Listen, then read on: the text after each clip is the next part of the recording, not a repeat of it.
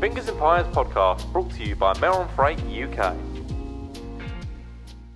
Welcome to the third episode of the Fingers and Pies podcast. We have a familiar face in Tommy Watson. How you doing, Tommy? Good, all good. Yeah, obviously I am Zach. We're here with Charlie Voss. How are we doing? Very good, very good. Who is the CCO, Chief Commercial Officer, am I right? Yeah, spot on. Oh, got it right. So many letters. I could go on. Which one's The CCO of Southampton Football Club, and the setting, for those watching on YouTube, obviously you can see it, but for those that aren't, we are in one of the boxes here at Southend Football Club. Here he goes. I knew I was going to do it. I've said Southend about 3 or 4 times. I love it. Damn it. Such a good start. Right, you know you're going to cut that out, aren't you? You're not, you're going to keep that in. You've got to keep that in. Of course they're going to. Is it any coincidence that we do for some work for Southend United Football Club as well, who are very, very close to us down the road? We are in a box at Southampton. Nearly did it again. Southampton Football Club. I've never been here. I've never been here. You've never been here before? I'm a massive football fan. I've never been here. When I saw the announcement that Meron were going to be on the side of these shirts, I was super excited because I was like, oh, this is brilliant. This gives me another opportunity to tick another stadium off. What a setting.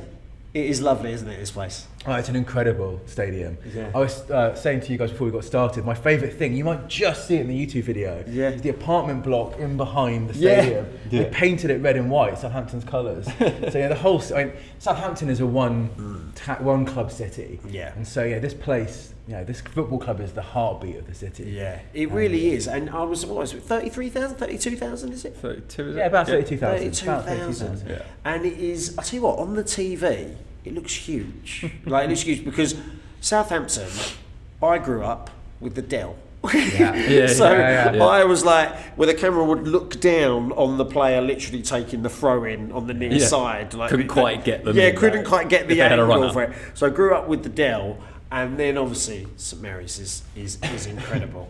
And on a match day, you had a little bit of an experience recently, Tommy. Yeah. Where you actually got to experience what it was like in the centre. Yeah, it's one thing, you're at the ground and everything, and it's one experience, and then, within obviously our sponsorship, we've got a couple of match day sponsors, and which allowed us to go out just before kick-off and have a picture in the middle, and me and Ash, our business development manager, walked out, and you suddenly go, oh, okay, this is a different vibe when you're in the middle of it all, but it's a great atmosphere. It's nice because it's like a bowl, so you get good atmosphere. It's a good family club, and it's great. Well, I can tell you, and this tells you a lot about our football club. Our groundsman will not let me anywhere near that pitch. I've never stood there, Tommy. So you've done something that I only aspire to one day. We were sitting in the box before we went down to the pitch side, and my boy was the mascot for the day, so he was out kicking the ball about. I was like, you're 9, you don't realise what you're getting right now, because that's a dream. That is.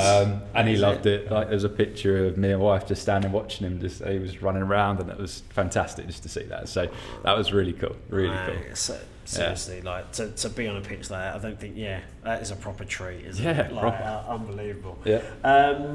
Let's a little bit about why we're here. I mean, well, actually, first things first. We are the Fingers in Pies podcast, and Fingers in Pies was meant to be about business people, all these people doing different things, and the saying, "Got your fingers in lots of pies," etc. You have certainly this year. We'll come on to that in a minute. I'm sure you have as well, balancing life and the CCO of Southampton.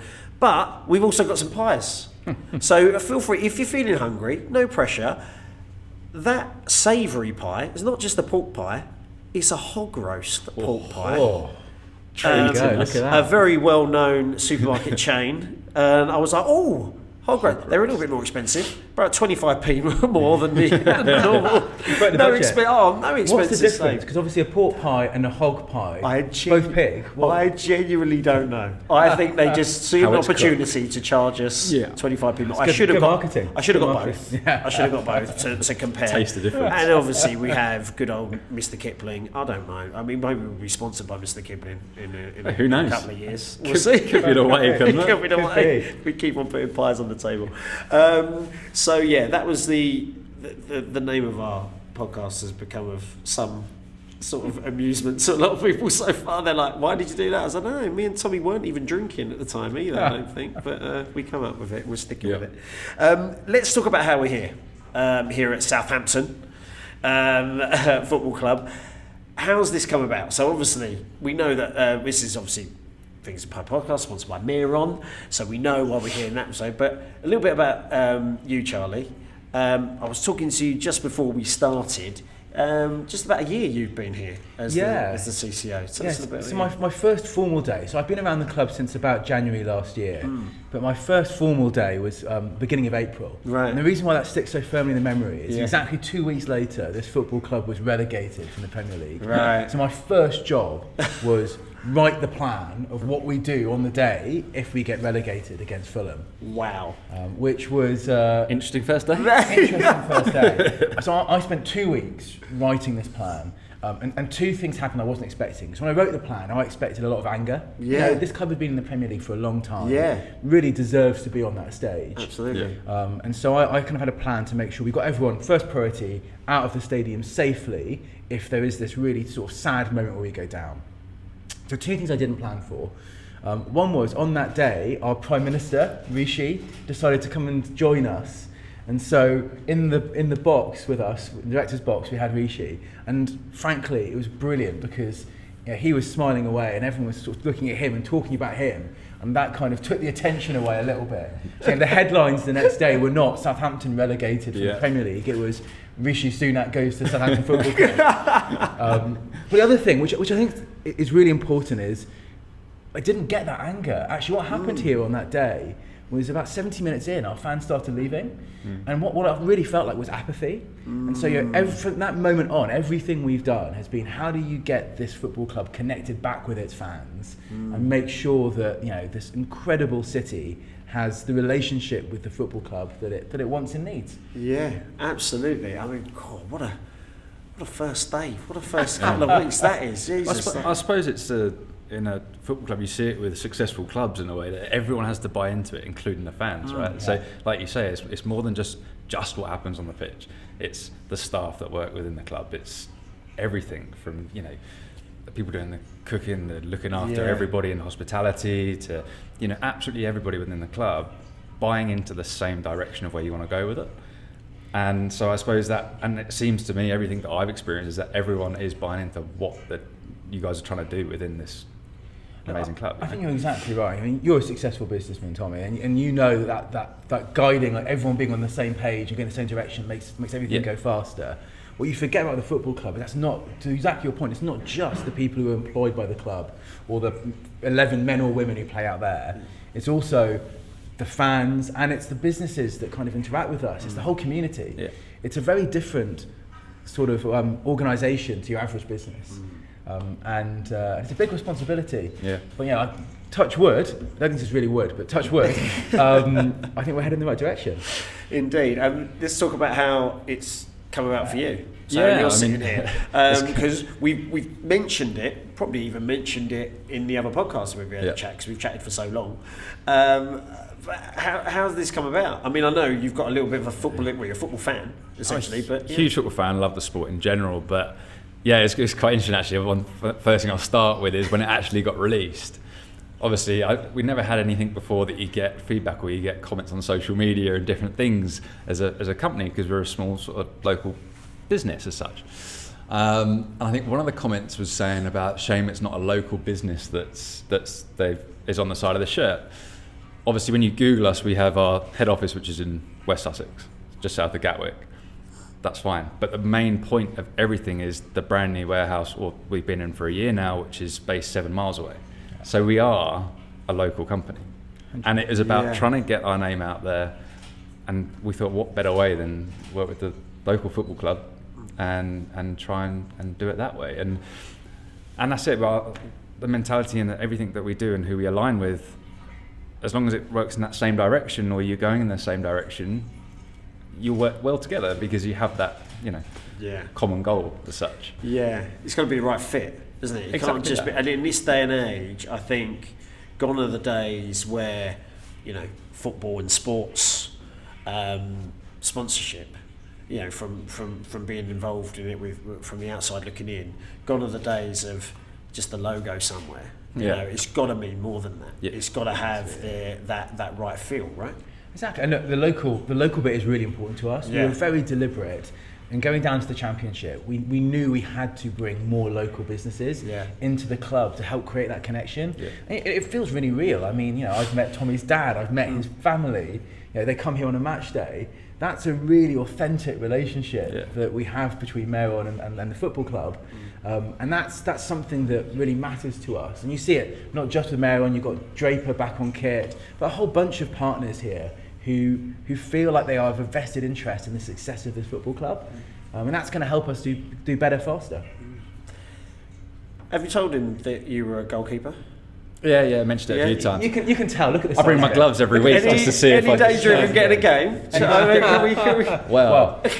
Gavin, you're not knocking Gavin out of that spot. No, I'm not knocking Gavin out. He's pretty good. But I'd love to have a session in the net and have a, you know, I'm thinking of some content here. But the only thing is, I'm worried about a knee injury. That's the only thing I'm worried about. But I think there is an agreement within at the end of the season, as long as, depending on playoffs, if not needed or whatever, I think we have an opportunity for 90 minutes on the pitch. So we're going to kind of utilise that as well in the charity side that we work with, like the Alzheimer's Society with my mum, and try and raise some money through, getting a couple of teams together and having a match. So it could be quite a good one for the local charities at the same time as, yes, I will be putting the gloves on. That would be brilliant. Brilliant. I love that. We're going to do for the local charities, but we really want to laugh. Yeah, just how about a GoPro in the goal? Absolutely do that. Absolutely sure. Create some content off that. Let's get a ringer in for the team. Is that Adam Armstrong playing up front for the dish? That seems a bit much. I think the plan is that I've sort of managed one of the sides and then underneath just have my kit on, just strip last 5 minutes, just start, right, I'm on. Just want to get out there. I can see you as a manager though as well, actually. I managed for 7 years. When I stopped playing, Of course, yeah. So I managed the local team that my dad's chairman of, Cookville Rangers, and so I managed them for about 7 years after I stopped playing. How did you get on? Yeah, good. Were you alright? First cup final for the club, got a couple of promotions. There you go. So what was your manager outfit? That's the bit I think about. Did you go like trench coat? Tracksuit or tracksuit? Yeah, exactly. Tracksuit. With, I was a bit like that, but back in the day as such, when I was a goalkeeper as well, it was pretty much similar. I had my long johns on and my socks pulled over just to keep me as warm as possible.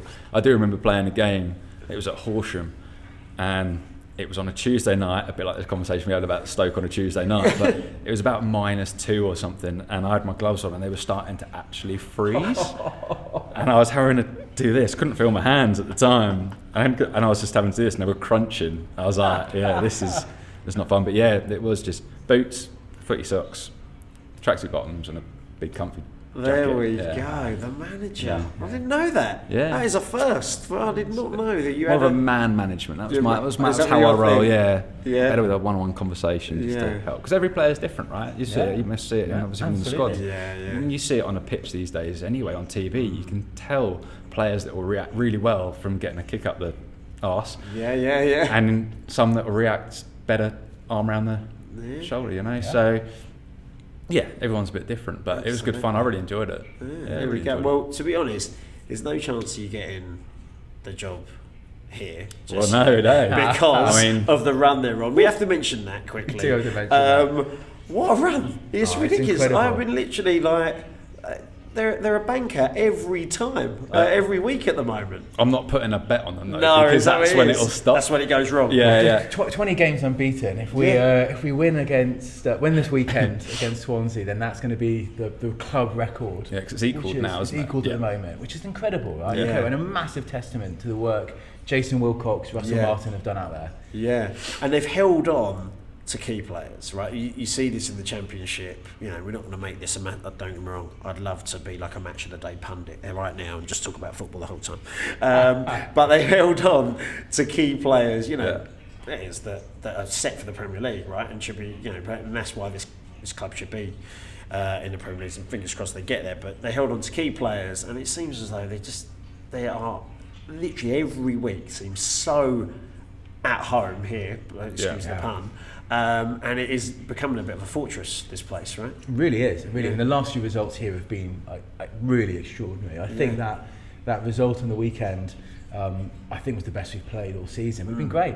And it's worth saying as well, it's not just the men's team, right? The women's team, our women's team are only 6 years old, really, as it's part of the club. And in that time, they've earned several promotions. They play in the second run, and they're right in a promotion battle themselves. I saw on the socials actually a couple of their goals from last week. They were insane. I mean, I was like, I'd have been well happy with that finish. Honestly, they are an incredibly good team. We had Arsenal here. In the Conti Cup, we had about 14,000 people watching it, and we took them. That game was in the balance until injury time. And that's one of the best clubs in global football. In Europe. And we got a chance to do it again. Actually, we drew Manchester United at home in the cup. Wow. Fantastic. So we're just working out exactly where we're going to play the game. But wherever we play it, it's going to be another opportunity to show that this team is. Right up there with some of the best in the country, and Marianne Spacey-Cale, who runs that team, is one of my favourite human beings. I had a chat with Marianne, just a quick one when we did the tour, and it seems lovely. But again, it buys back to the same point, right? Everyone's in that same direction and focus of where the club wants to go, and that works all the way up. And throughout every single team, from the youth setup, everything working in one direction. If you have one that's going a different direction, it's not going to work. Everyone's buying into it, and everyone's working the same way. It works really well. And it's we were fortunate enough to do a little bit with one of our other clients when we were in Scotland, with Hearts and Hibs ladies teams, and we were talking about the evolution of women's football at the moment. The women's game is just skyrocketing, right? And like you say, as the CCO and as a club that has got a global reach for being in the Premier League so long. How does that sort of then transition to fans? You said 14,000. That's amazing. Like, are we seeing that just grow and grow and grow? Is it ever going to stop? I think the women's game is it could go through the roof, right? I agree, and we're in a really special moment right now. The Lionesses and the amazing performance in this country in the Euros, the amazing performance at the World Cup. I think there's never been more interest in women's football, and the job now for the clubs, and there's a new league. So WSL will say as it is, but it's going to be run now by a new independent body, not by the FA, because they want to have the right experts in to take the most opportunity. Right. So I can see a world in 10 years' time where we're talking about women's football as the second biggest sport in this country after men's football. I don't think that's that far off, to be honest. No, it won't. But I mean, I've got a daughter, you've got a daughter. Netball's still the sport played in school predominantly at the moment for Ava, and she loves it. But that, like you say, the popularity of football just outweighs any sport globally. So it would work, right? Yeah, definitely. And yesterday, actually, my daughter played in a football tournament yesterday. Yeah, really? So instead of just trying to find another school that has a girls' team, like there were 6, 7, 8 schools, I think, that were all there with a girls' team. With more than enough players, there were plenty of subs. There was more girls taking interest in it all, and that all does go back to how the Lionesses have done. And then obviously, seeing what the women's football in general is doing in the league and everything. Like you say, the crowds are just getting busier and busier and busier, and soon there'll be bigger stadiums needed to be able to to do it, and you go, actually, when are we going to play these? Because we're going to fill this at the same time. So you got to play them on different days. Absolutely. I think it's so exciting. It is so lovely to have that as well as an option. For little girls now up and down the country. Because let's face it, it wasn't an option when I was growing up, really. It was considered a second sort of fiddle. My first job in sport, I worked for the Football Association, and one of my first responsibilities was doing the marketing for women's England matches, before they were known as the Lionesses. And we played England versus the US, with the best team in the world. That game got played in Leyton Orient Stadium, and we didn't sell it out. So if you take that to where we are now, where when the Lionesses play a big team like that, they're selling out Wembley. That's in. I'm old enough. That sort of 15 odd years ago. That's a lot of change in 15 years. Wow. But even I think it was one of my first games that I really watched. I think it was England-Canada. I think it was the Euros previous to the World Cup, couple of Euros ago, and I got it to the semi-final, and it was like okay, started taking interest, and more people sort of took interest in it.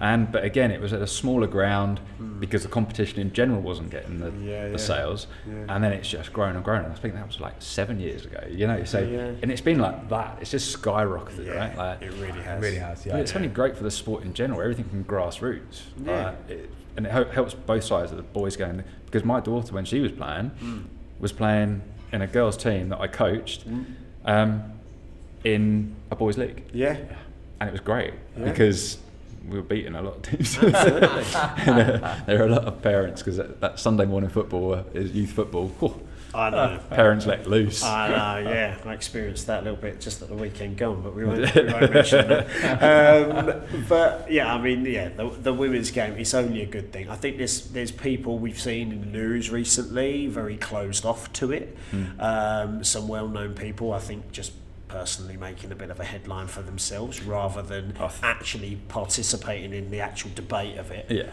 There's no debate as far as I'm concerned. It's a game in its own right. Women's football's on the up, and you can't stop it. I mean, warped views like that from people who've played football as well can only be someone looking to make a headline. It's more the fact that he's got a podcast launching soon and he's going, I need some exposure. That's it. Pretty much. That's it. He's just trying to be controversial. What absurd thing are we going to say here to make sure that Fingers and Pies just rockets? That's what that's it. Don't put us in the spot here, Charlie. We're not getting Joey Barton on, that's all I'm going to say. I don't know why I was not mentioning his name. And here he is. And there he is. Welcome, Joey Barton. I'm going to chuck a pie at him. Genuinely, I've never had so much hatred for one man in the last week. Because, like you say, I think people with a brain can see through it. They know that he's looking to make a bit of money, probably appear on Piers Morgan at some point and stuff like that. And you know, and he was always looking to hit headlines when he was on the pitch for the wrong reasons as well. So you know. But like you said, I don't. You've got to tune these voices out. I mean, you can see for yourself watching the matches. I mean, we're a championship club in the women's game, and we're playing football that is fun to watch. You're saying earlier, watch some of the goals from this weekend. Absolutely, they're amazing goals, right? So, we don't need to worry about who says what. We can see for ourselves. And that's the beauty of it. It's been completely counterproductive for his argument, because the backlash off it will be heavily. You'll get the minority of people that I agree with him, but you'll get the absolute overwhelming amount of people go, that guy's an idiot. So as long as it's that way round, that's the thing. What I love about the women's game actually as well, is you see, we went to a couple of the. Well, I won't say the Amex, but we went to watch the last year. I've already mentioned Southend United. It's fine. With the quarter final, and it's just so nice. We took all the girls there from the football team, and a few of the parents went, and it's just a family atmosphere. Right? It's really nice. And obviously, I've been, as people know, I'm a West Ham fan, and I've been to Old Upton Park, and the whole Upton Park vibe, for example, was a little bit different, shall we say? But it's nice. There's something in that as well. We have. I knew we'd digress. We digressed on some women's football now. It's going to be the whole podcast. But there is something in that in terms of, and I guess you've got to be more commercially aware than us, because you're living and breathing it. But there's something in that we know. Growing up around football, what a football crowd's like, right? We know how passionate fans can get. We know the chants. We know everything. It is what it is. But you go to a women's game, you go to a netball match, you go to even obviously rugby, transfer. It is a completely different vibe, completely different family sort of atmosphere where there's no warning needed before you go in to the little boy. By the way, you might hear some choice language as you go in. It's a completely different thing. I know people that have been to the women's games. I haven't actually been to an international one myself, but it is a great atmosphere. And as I'm getting older and I've got kids, etc., and whilst I love, a certain club, Chelsea, I'm a Chelsea fan, I'm not should stop the podcast. I'm not actually the diehard that is all about giving my opinion in the most ridiculous way with expletives and stuff like that. I actually will sort of be able to take in a game and watch it and actually appreciate if there's some good football played by both teams, but support my team in that way. So it is quite a nice atmosphere to go to. Going to from a Saturday watching Southampton versus QPR, for example, and then going to the women's game must be completely different. It is, and look, I think this is the most important thing for the women's game, is that we shouldn't keep on comparing it to the men's game. Yeah, exactly. It's its own thing, 100%. And so I think the moment we stop defining it as what it's not, where it's not like the men's game, the quicker it will grow and become realise its potential. It's its own thing, right? Exactly. I think that's a good thing, obviously splitting itself away as well from the league and how it's run and how they want to flow with it. It's exactly right, and that's exactly it, right? They're bringing in they've won a fantastic new CEO who's an ex-marketeer from Nike, who I think's got a vision for just making it what it can be in its own way. Yeah. We just bring it back to the men's game, actually. Yeah. Because you're absolutely right. There's all these different parts around how do you create the right matchday experience for different kinds of fan, because what Tommy wants for his family, what you want if you're coming by yourself with your mates, is different. So this week we announced some really major changes here at St Mary's. So we are going to turn the northern stand, which is the stand just here, you can't see on YouTube, but trust me, it's there. That's currently split between some of our most passionate home fans and our away fans. We're going to turn that into a wall of white and red, of just home fans. It's where our most passionate fans can have an amazing experience tailored to them, and they can create this wall of noise that will just define the atmosphere here in the stadium. And as part of that, what I'm really hoping we'll get is a chance to almost reimagine the bowl so that we can super serve different types of fans in different places, so that Tommy knows when he comes to the game with his family, he sits in our family stand and he gets an experience that's perfect for his kids, and there's activations around it, and as his kids get older there's a place for them to go, and then eventually when they're in their 20s maybe they turn up there in the northern, and as Tommy gets older or he's here with his dad, he goes to a different part of the stadium where he knows that the whole experience is made comfortable and enjoyable for them. And I think this stadium is now, it's a wonderful stadium. It's a little over 20 years old, and it's time for us as a club to just invest a bit into giving it its next big lease of life. So it's exciting. It is exciting. It is exciting. And it's so interesting to see how you have to evolve. And you can't just stand still. Always moving forward. Or was it moving forward? What was the tagline? We march on. We march on. So close. But you're right. I mean, that's exactly it. And we're in a really lucky position as a club that we have an ownership group that is always looking to invest and how it can do that. And that's the first time in a long period we've had that. So we had it, going back a fair while to Marcus Lieber, who essentially saved the club when we were last in this sort of position, in fact, League One. But ever since then, we've had ownership that, for various reasons, hasn't been able to meaningfully invest. And now we're in this world where we have got that, and it's I didn't expect, almost coming into this football club, that following a relegation and everything that means financially for the club, we'd be talking about major investments in the stadium. I think that's been that seen from the outside as well, because as I was driving down here, I was listening to Peter Crouch podcast. I don't mention other podcasts, but it's a little bit bigger than this. But the one podcast hosted by someone taller than you, exactly, that's it. And they actually mentioned Southampton and only had good things to say about the whole, obviously the run that they're on, but at the same time, everything in the background and their understanding of what's happening and saying that it's in a good place. So even from the outside, it's being seen as a really good thing as well for a club. And talking about, again, a club being set and have its right ideas that it wants to go and the places it wants to be and everything. So it's definitely being sort of seen from the outside as well, which is great. It's brilliant to hear. And it's fun to be part of. Yeah, I'm sure. I bet it is. And Peter Crouch, one of his many clubs. He's a former Saint, which I assume you two knew, who are massive football fans. You knew that Peter Crouch played for Southampton? Yeah.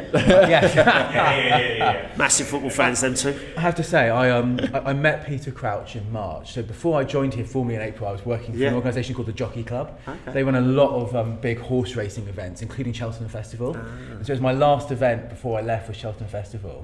And that always attracts quite a few celebs. And Peter Crouch was one of them, and he was walking around, but he wanted to be not noticed. So he had a flat cap pulled down. I was like, You're Peter Crouch. You're Peter Crouch.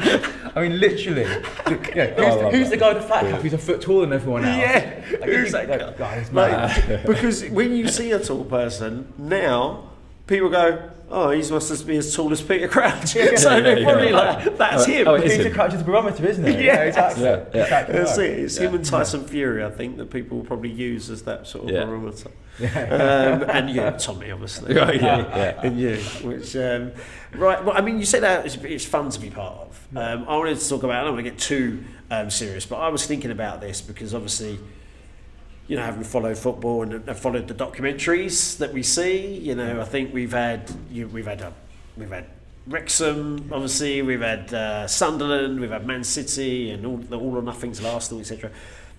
It comes with a great responsibility working at any state, any part of this football club, but especially as a CCO. Do you feel that responsibility because you've got not only 32,000 or 33,000 that pack this place? This is, like I say, we were talking about, this is steeped in history, this club. You know, this is like a global brand. As soon as you were in the Premier League, which you have been Southampton are a fixture of the Premier League, let's face it. They're not in the Premier League at the moment, but they are a Premier League club. Yeah. And the fact that that comes with a lot of responsibility, doing anything of change. To such a big club. It absolutely does, and it weighs quite heavy on you. Yeah. How do you deal with it? Well, actually, genuine stories. I talked about that about joining in April. So I got announced back in January last year because I signed my contract, and I came to my first game, which was a cup game against Lincoln City, Nathan Jones's first home game. And that morning, a press release had come out saying Charlie John. And as I sat at the front of the director's box for the first time, a fan in the stand looked up at me and went, "You're something useless, Charlie." He said my name, so obviously you must have seen it on the website. And I thought, God, I haven't even started. I mean, you're not wrong, but I haven't started yet. Wait to figure that out. And so the reason why I say that is like you do. There are so few. Let's look at the lovely Mr. Kipling cakes that are in front of us here. Right? That is an amazing brand, but there are very few people in life who so deeply care about Mr. Kipling that they will shout abuse at the commercial director selling those into Sainsbury's. And yet we work for an organisation where everything we do is under this microscope, and that rightly we think about every day, because if we didn't, we'd be doing the wrong things. So, you know, we have a fan advisory board who we meet with regularly. In fact, they were in this exact box for our first home game in the Cup in January, just to spend time with us. We don't make a change like that Northern Stand change without talking to them first. But also, it's our job to make sure that we're being brave, right? So if you just did what was going to be universally popular, you do nothing at all. And a quick browse through social media yesterday will tell you there are lots and lots of fans who are incredibly excited about the changes we're going to make, and there are other fans who are thinking, what does that mean for me, and is that the right thing for what I want from my experience? It's our job to be brave, but to make sure we think about all of them. Yeah, I mean that is it. I mean, like I actually was going to remember my next question, like how have the fans sort of, because you will get those fans that will just be negative and think the people at the top have not always got the best intentions, and it's so hard, I guess, because we're in this day and age, you need to be as open as possible, right? I mean, everyone wants to look in. It must to be your so club. hard when I don't think of it. I run mayor on. I don't suddenly make a decision and worry about 1.3 million social Insta followers, their opinion on it. Not yet. When this podcast really takes off, mate. When you're in that world. Yeah, that's it. Yeah. You'll be cancelled. Probably.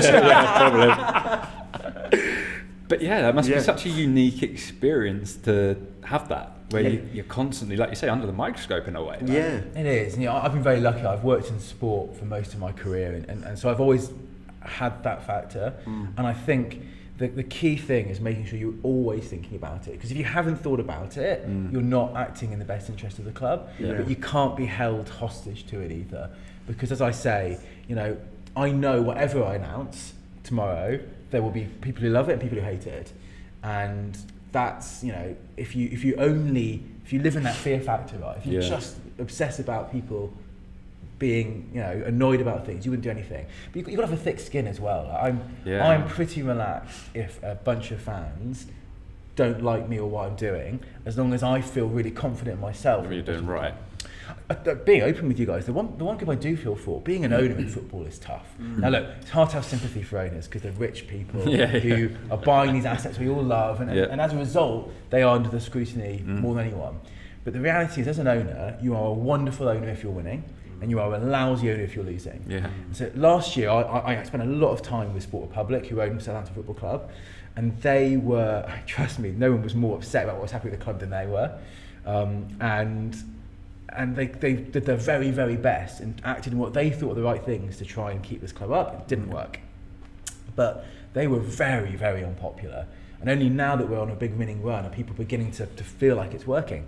That's football. They knew when they got into it. But it's a tough gig. Yeah. Tough gig. Yeah. I mean, I've sat in that box when I came that day, and it's pretty open to the elements of the fans. And I think last season, obviously, it wasn't going so well here, and I was thinking, can you imagine? We spoke about it, like you're just constantly gonna get stuff thrown at you, not physically, but But and then that comes in. So we've talked about the balance of, you got to love what you do, right? I mean, there's going to be days, obviously, we all have those days, when we're like, oh God, I want this day to finish, I want to go home, watch some telly and take my mind off it.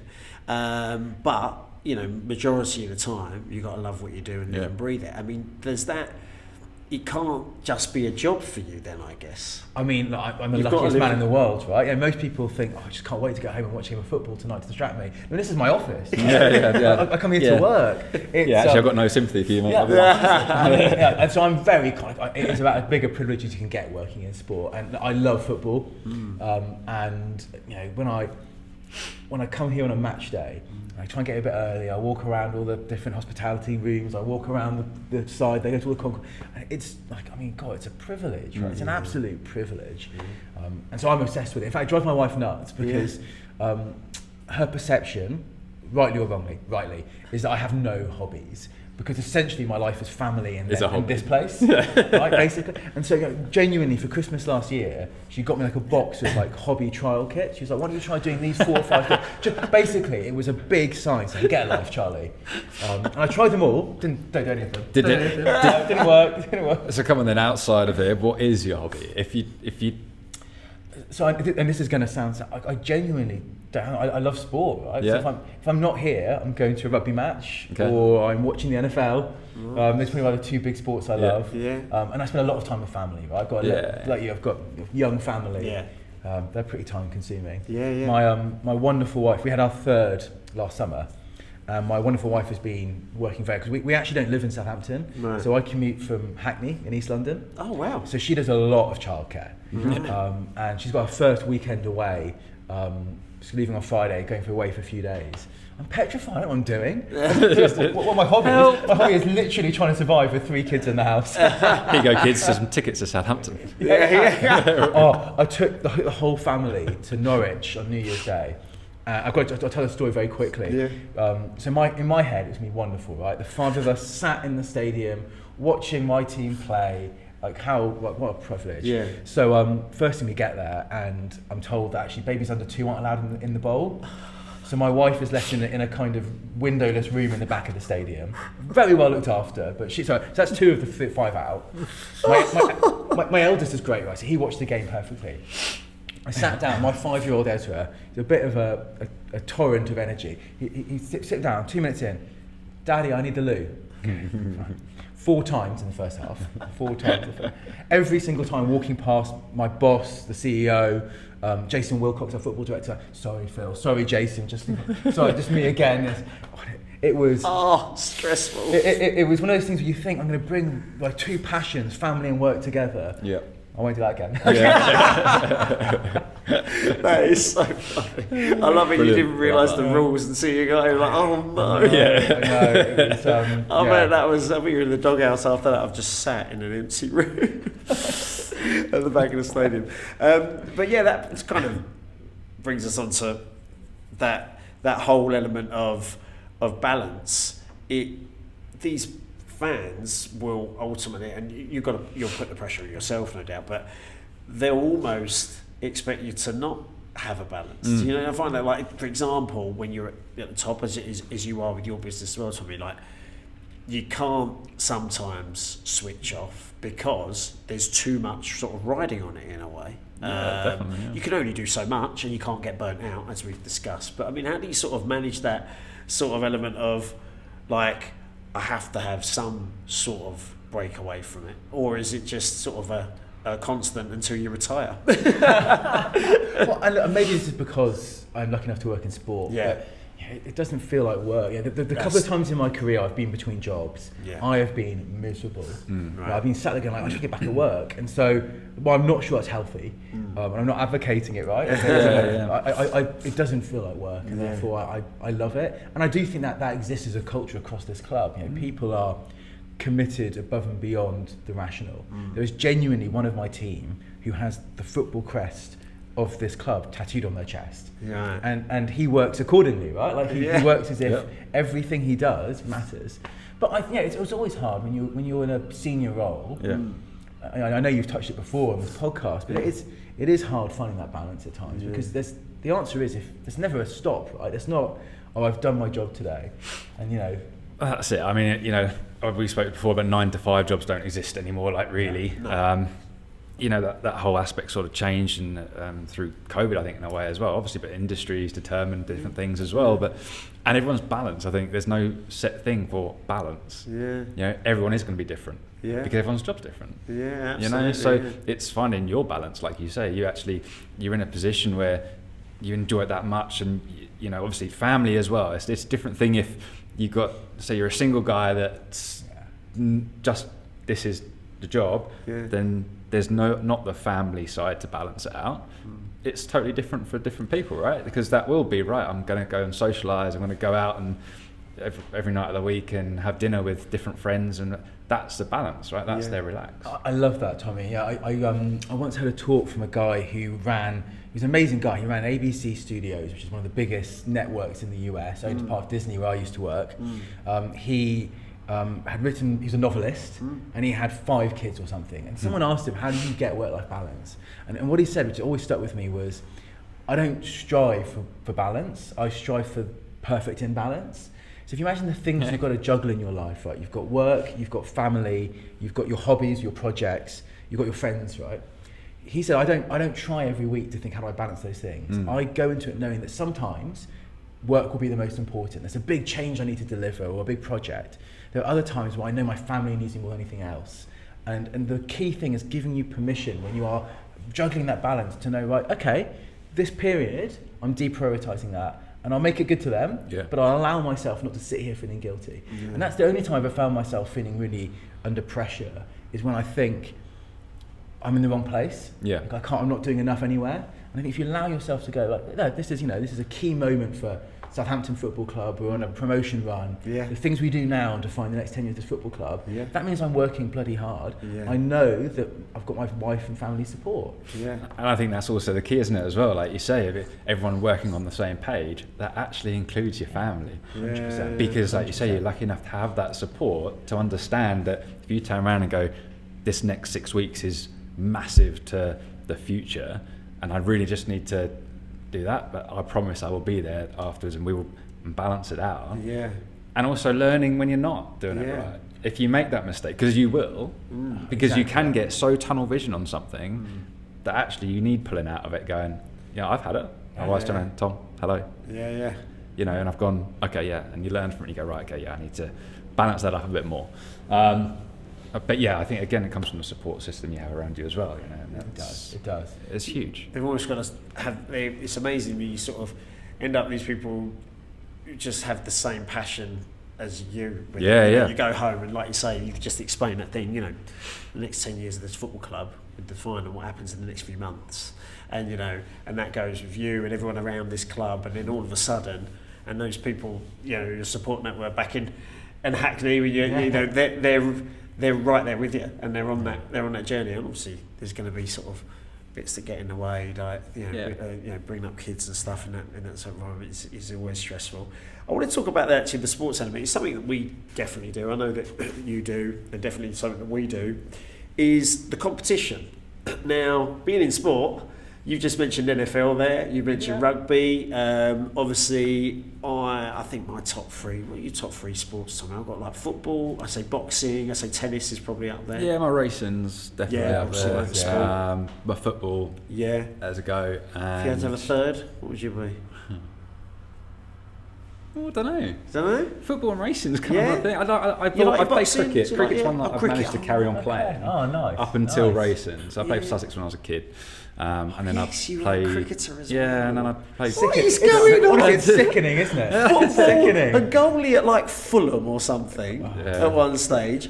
Racing now, and you've done a bit of cricket as well. Yeah, I mean, I've stayed with one club with cricket. The thing about cricket, interesting, that was my go-to.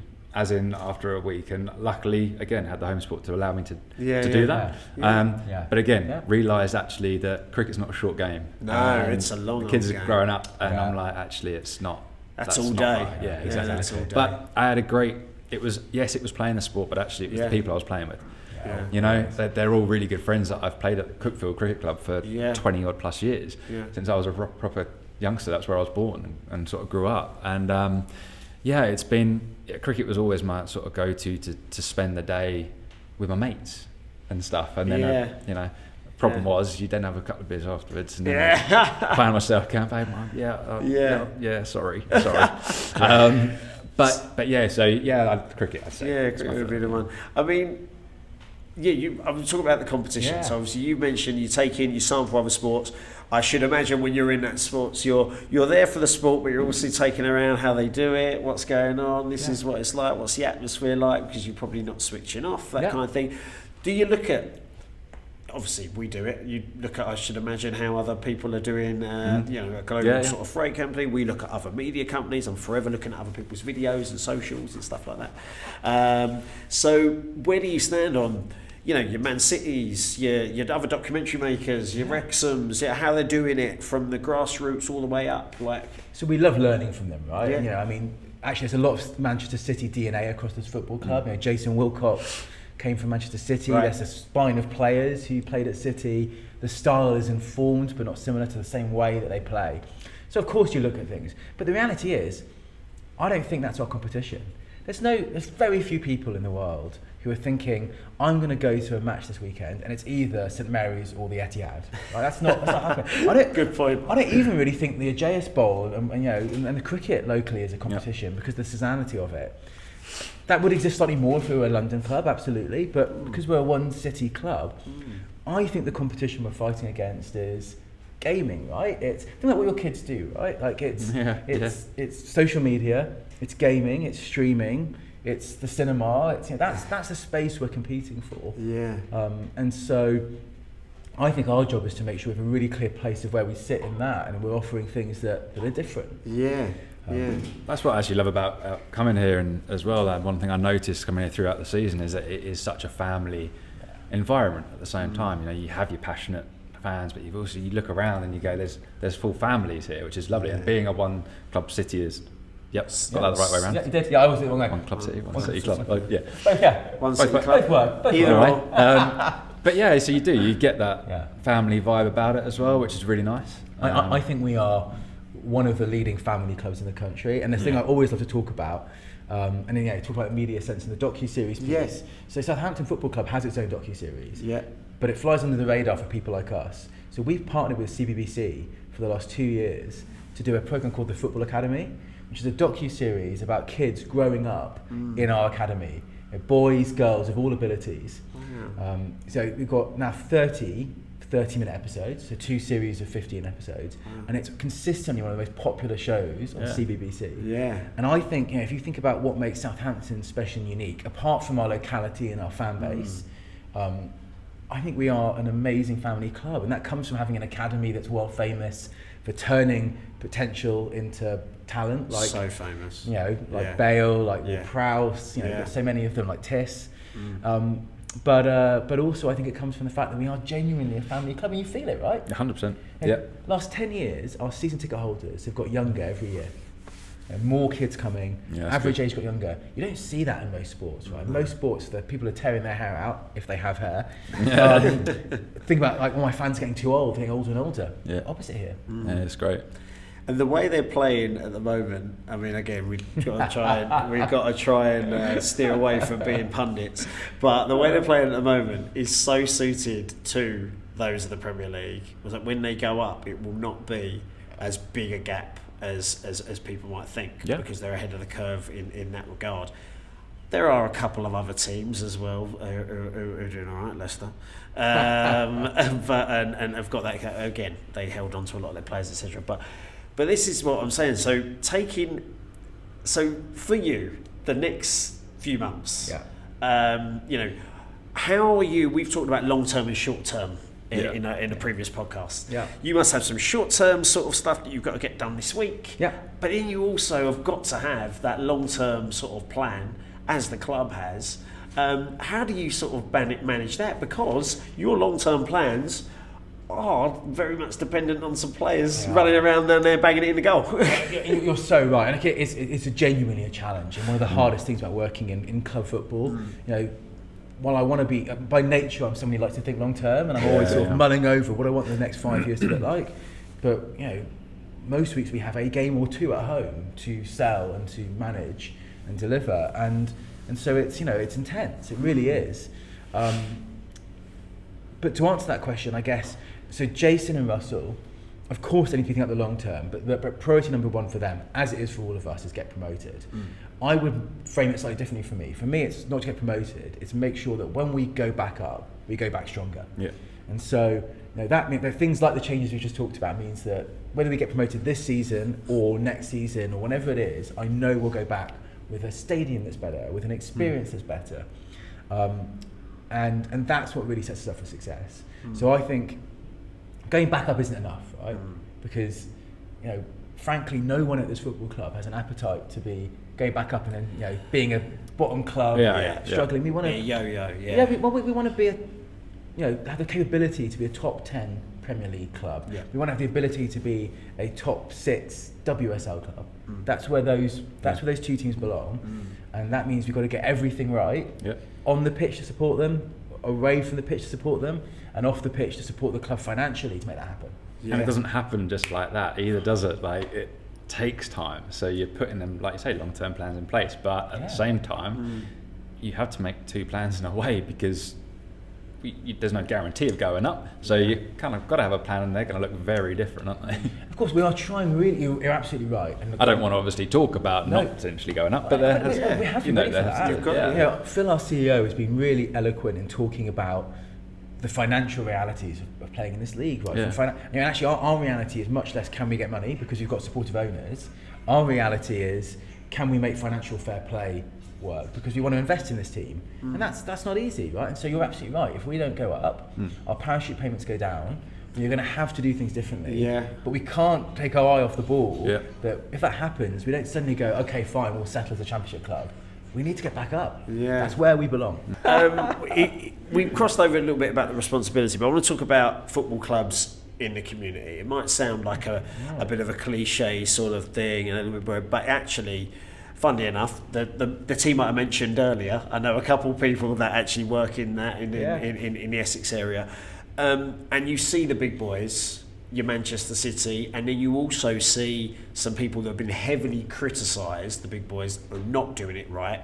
Previous ownership, perhaps at Newcastle, not necessarily being a community sort of led club, and there's a certain ex-Man United player that goes on about some American owners all the time as well.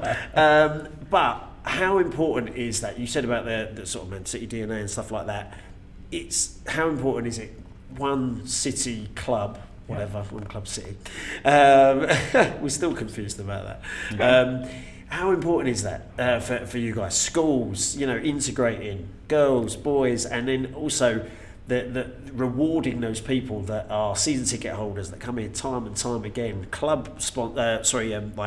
members as well of the club. How do you sort of balance that? Well, it's a great question. So we have an amazing charitable arm, our Saints Foundation. It's one of the bigger ones actually in the whole country. So despite getting relegated, I think it's one of the leading ones. and Greg, who runs that, they see a really clear purpose, which is how can they use Southampton Football Club to make a really tangible impact on the community around us. So some of the stuff they're doing has actually nothing to do with football. The only reason why it's so important that they do it is because people will engage with Southampton Football Club. They might be shy to engage with something else. So as an example, they run a senior saints program, which is all about elderly people who've perhaps lost a husband or a wife, or they've got disconnected from their family and they're very lonely. And they organise a bunch of events to keep them fit. I went for a walk with a bunch of them a couple of weeks ago. We just had a walk around a park in Southampton. Nice. And it was these amazing people who work for the foundation, and me tagging along, just watching how they worked. But it was brilliant. And we do that with all kinds of different disadvantaged communities around Southampton and the immediate area. So that's an incredible part about placing Southampton in the heart of this community. And then you're right, it's the second bit then about how do you really kind of reward fans, and that's something we're constantly thinking about, because we have people who've been coming to this ground since it was built, right? And for a long time before that, many of them. And so there is, it's hard because while 32,000 is in some ways not many customers, it's too many for us to have an individual relationship with all of them.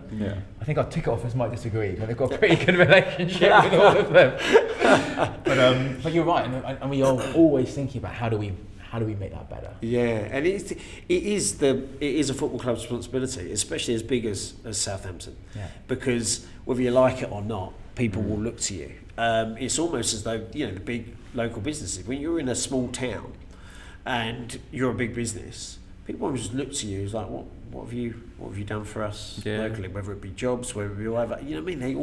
There's a responsibility. So as a football club, it's almost, and actually if you go out there, I'm not pretending to be any expert on Southampton at all, I've not spent much time here at all, but I guarantee, because it is that one club in the place, everyone has got some story or someone they knew that played, someone they knew that played in the academy for a year. Oh, and he had trials there, and that Southampton Football Club will be on everyone's sort of lips. So it is a real responsibility that you have, something that I don't necessarily envy working there, but also it must be so rewarding. Like you say, you don't feel like you're at work sometimes. It must be so rewarding sort of doing that sort of stuff. Of course it is, and we don't shy away from it. If anything, I think we would like to play a bigger role in making sure that the city of Southampton thrives. And we're talking to the council about how we might do that.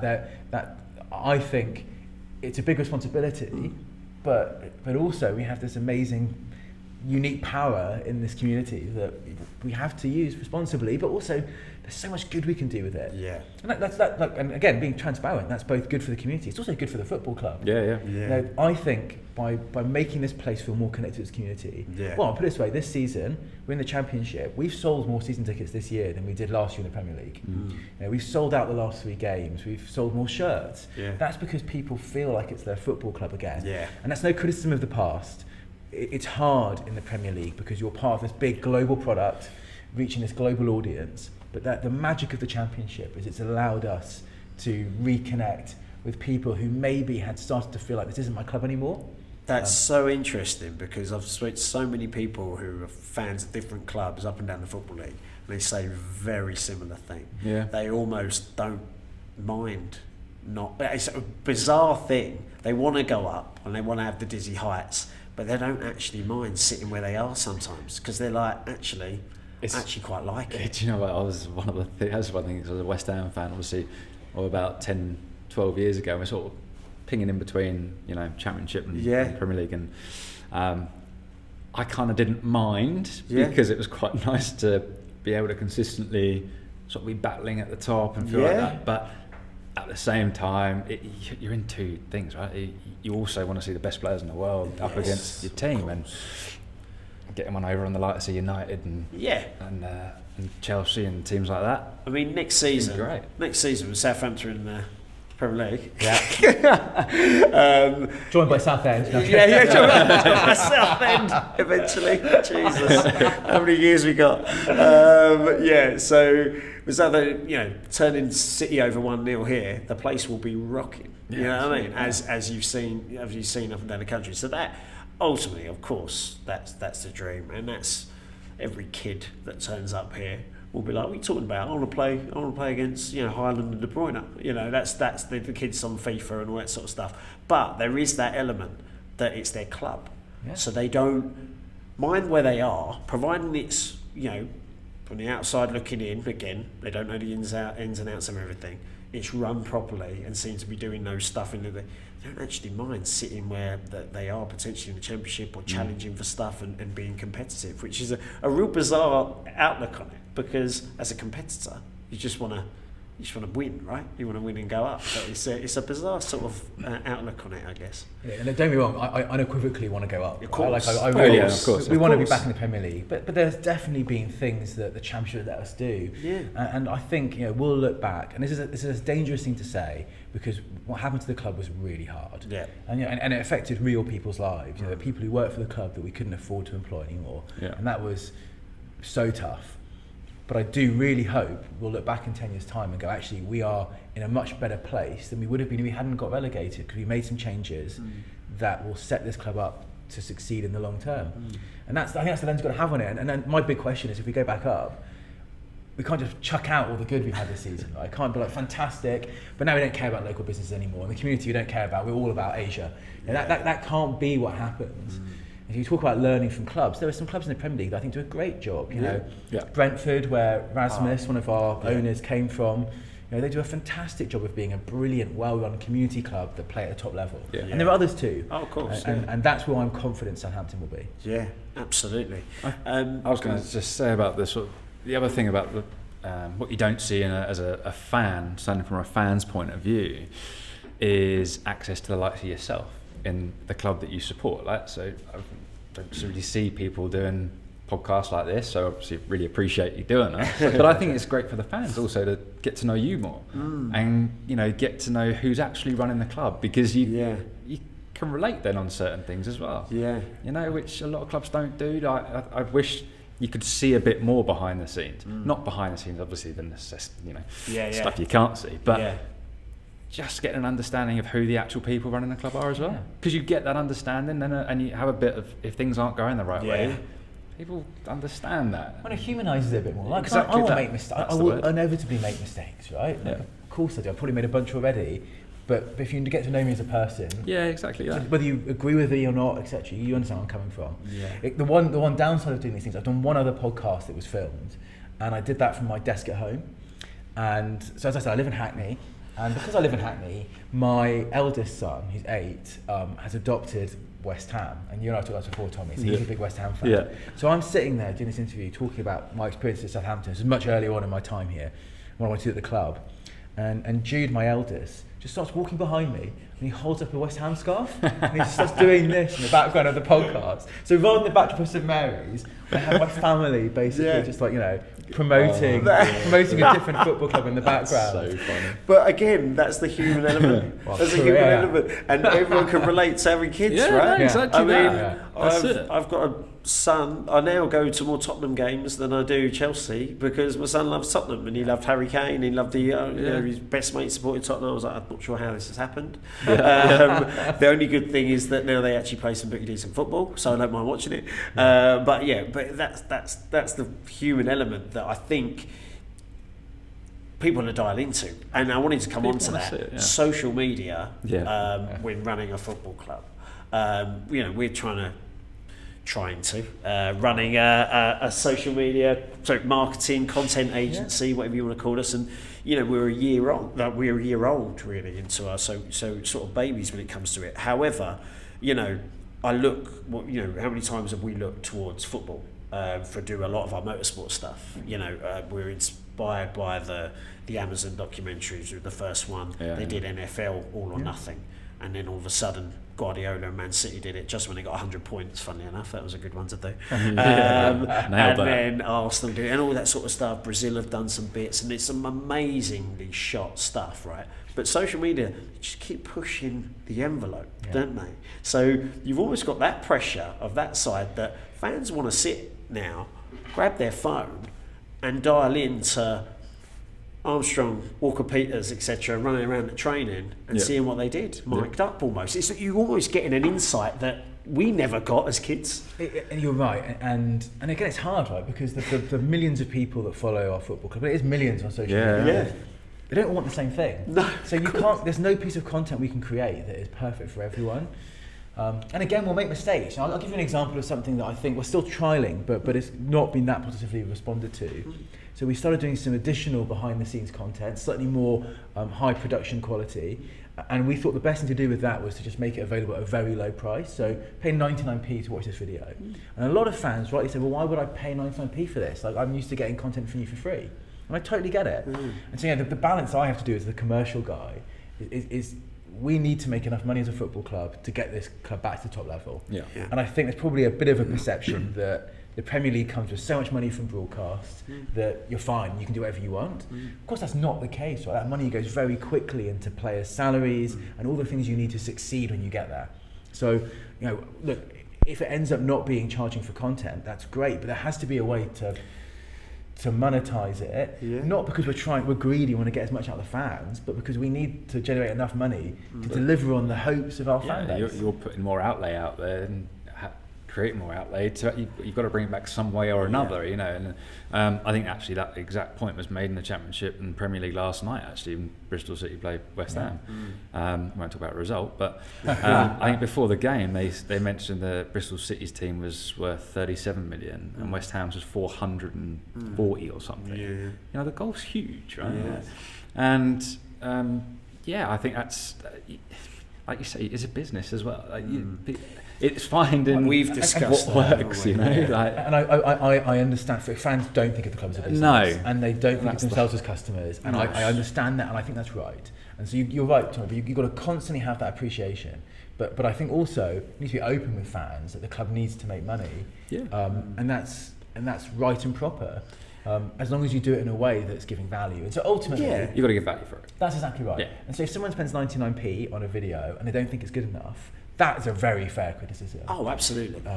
If they spend 99p on a video and they loved it, they just wish they had it for free, I can live with that. But we'll try these things. And like we said earlier, that might be wrong. We'll work out to do something different. But I think that trial and error is going to happen.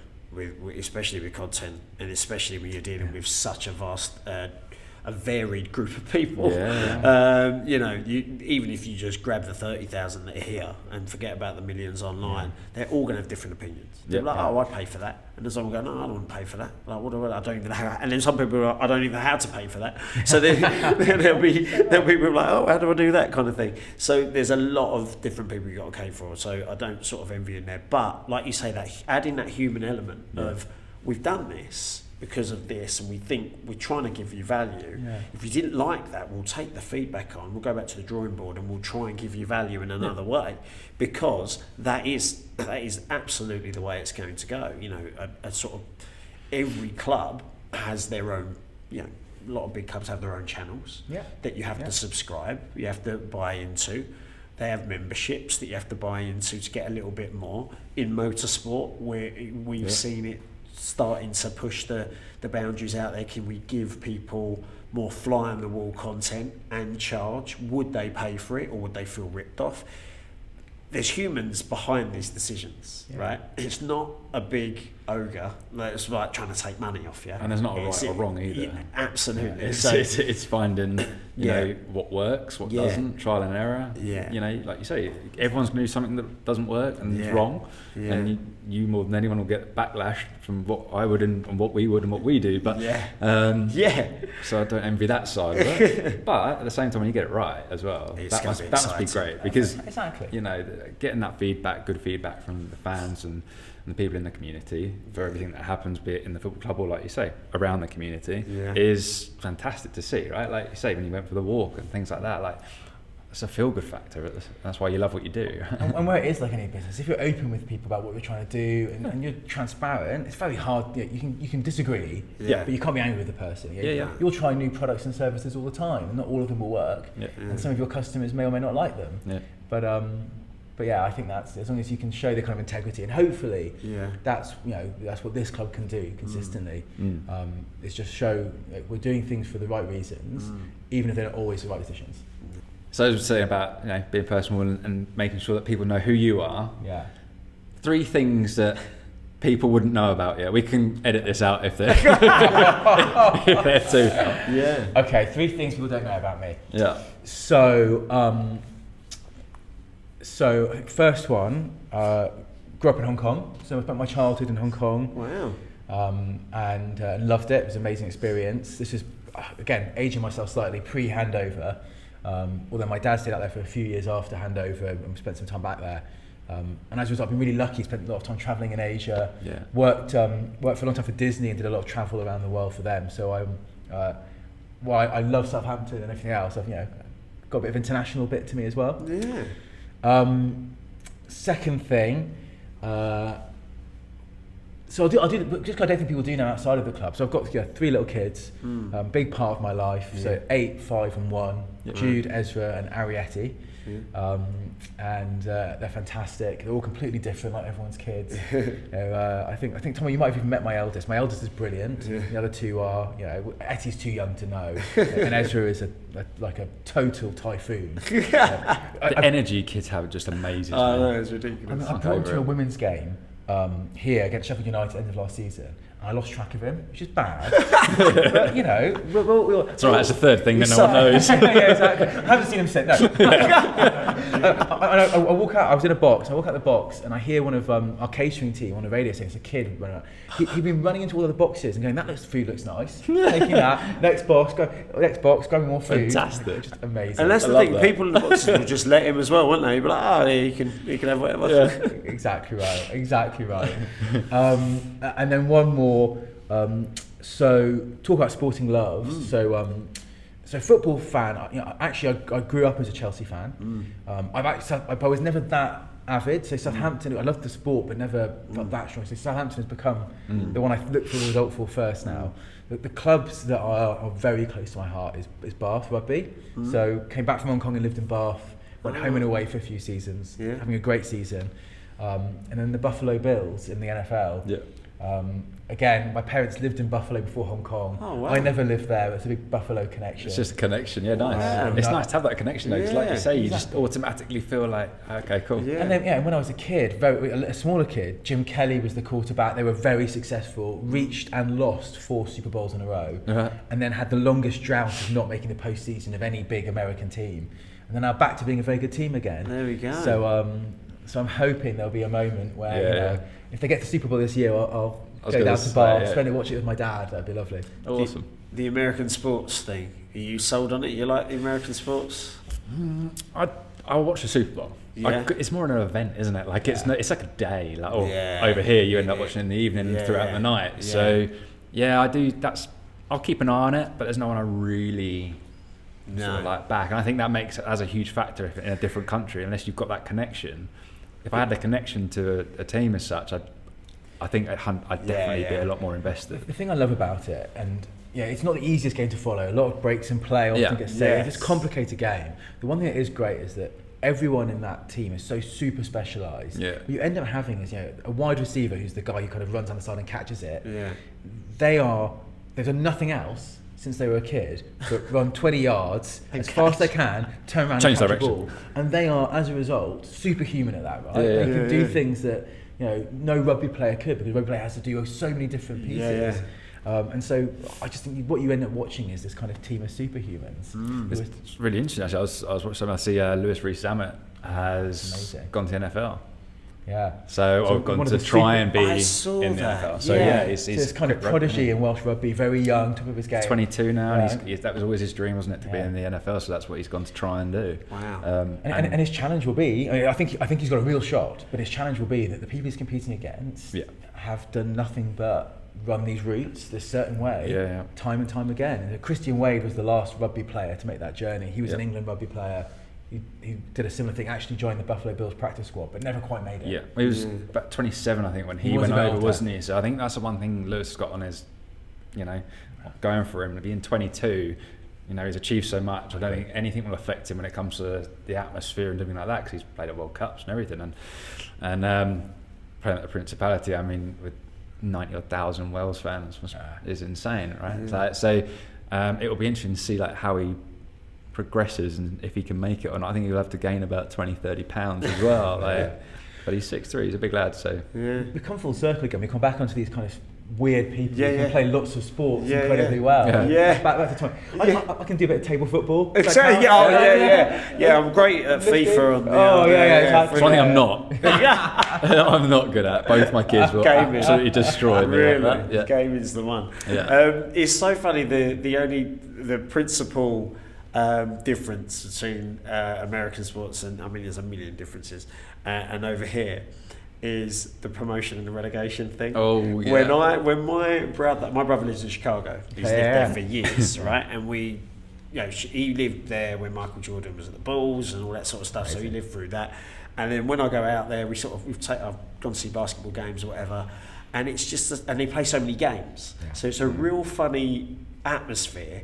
When Chicago won, me and my mate went and watched it, and he said, "Oh, they're playing Utah Jazz, who are top of the league kind of thing at the moment, or top of the conference." I was like, "Okay, fine."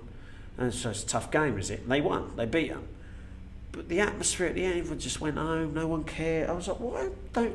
And I sort of nudged the guy next to me. I was like, "They're going to win here, aren't they?" He was like, "Yeah, it looks like it." It looks like the Jazz are sort of giving up now. They're about 15 points ahead. I was like, "Okay, why does no one care? Like, why is this not like?" He said, "We've got to realise we play again tomorrow night or next. They play so many games, and there's no real jeopardy. So they don't really, like the Jazz didn't really care that they lost because they were solidly in the playoffs, and the Bulls didn't really care that they won. It was a bizarre sort of atmosphere. Don't get me wrong, we had a great time. It was completely different, but obviously you can imagine Southampton beat top of the league in the Prem. 3 points means so much, right? Yeah. That's the point. Every game has that thing.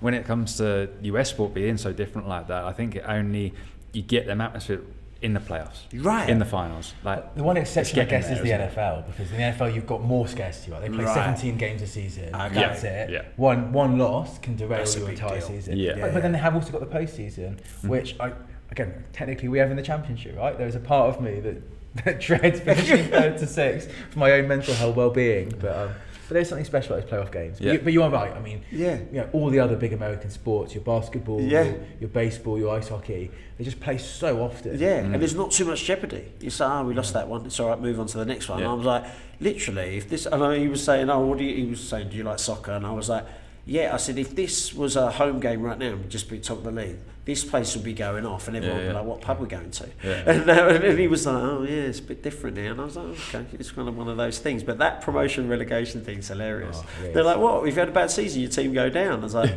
"Yeah. What? They don't play at the top anymore?" I'm like, "No, they got to play another full season to get back up." They're like, "Oh my god, can't even imagine it." But this is the thing: the pain that we go through as football fans. Exactly. What we're living through right now out there is it would be very different in America. It's kind of alien to them, right?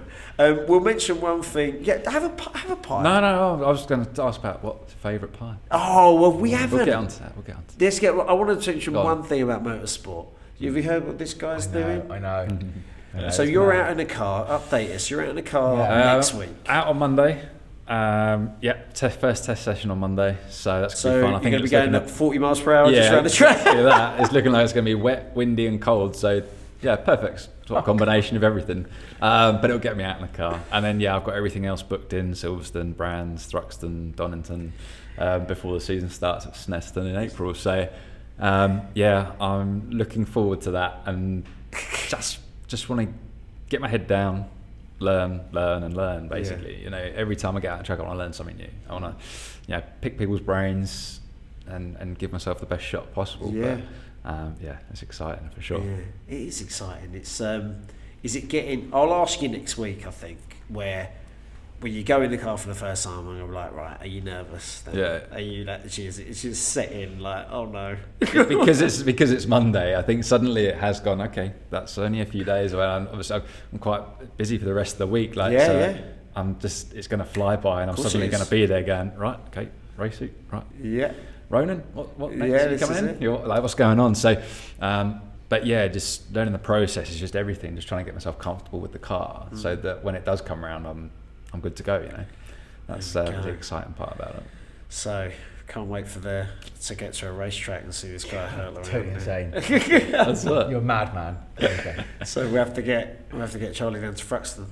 That's it. Yeah. I can just about push my Peugeot 508 with the roof box to 72 miles an hour. That's my kind of threshold. I think maybe we should set up a day when during the season, during the summer when I haven't got a race, and where we just put a passenger seat in and go, Charlie, do you fancy jumping in? You know what? We can record that. There's a definite crossover with hot laps, I think, with some Southampton play. We'll have Charlie and the boys get down for some hot, get Tom Ingram frightening them or something. 100%. That'd be great.